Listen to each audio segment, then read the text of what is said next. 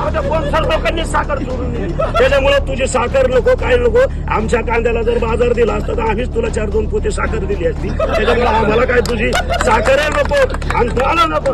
बरेच जण आहेत त्याच्या पालखीच्या दांड्या साळायला आम्हीच होतो. त्याचे दांडे झेंडे दांडे खांद्या वेळेला आम्हीच होतो. आमच्याच हातात माईक होता, आम्हीच त्याचे भाषण केले. पण 5 वर्षात त्याने आमच्या नजरेला नजर सुद्धा लावली नाही आणि आमचा फोन सुद्धा उचलला नाही.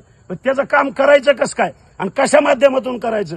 आज मागल्या 15-20 दिवसात 132ला पाणी सुटलं होतं. 132 खाली किती गावं येतात भाऊ ना? 10-12 गावं आहेत ना.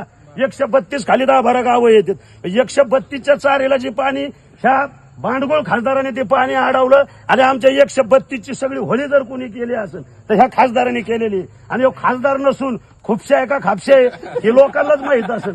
त्याच्यामुळे सांगतो ही जी 10-12 गावं जी होते आमच्या 132 खालचे 132ची होळी जर कोणी केली असेल तर या भांडगोळ खासदारांनी केलेली. आणि म्हणून मी त्या दिवशी बी म्हणलो ह्याला श्रीगोंद्यात आल्यानंतर आहे ना ह्याला प्रत्येक मतदारांनी ज्यांनी मतदान केलं ना त्यांनी प्रत्येकाने त्याला खेटराने मारलं पाहिजे. आणि निश्चितच तो आपला अधिकार आहे. आपण त्याच्यासाठी काम केलेलं आहे. म्हणून मी सांगतो श्रीगोंदा तालुका असेल, कर्जत असेल, जामखेड असेल, खालचे कोणते टेलचे लोक असतील ना ह्यांनी ना त्याला निश्चितच खेटराने मारला पाहिजे. आता खेटरांना नाही आता ती माझ्याकडे बोटाडे नाही तर त्याला चांगली कोल्हापुरी चपलन त्याचं तोंड सडकावलं पाहिजे.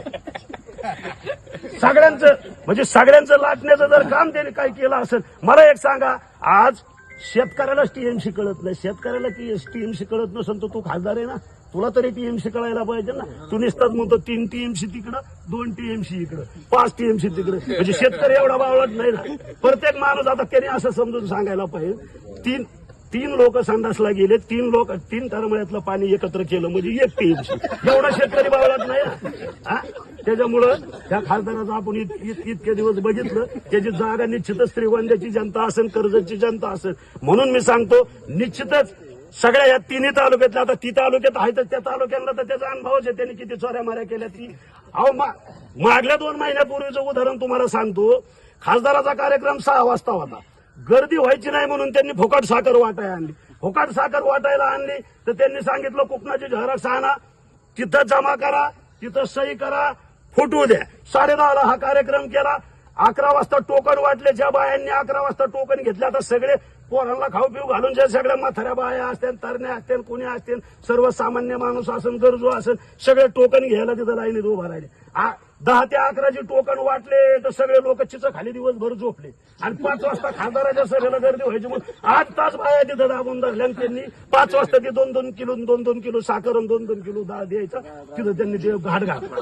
आणि त्याच्यानंतर त्यांना दम द्यायला बायांना त्यांनी 25 बोन्सर आणले होते तिथं. तर ते बोन्सर जाताना साखर चोरून घेऊन गेले. व्हिडिओ आहे माझं, तो व्हायरल बी केलं.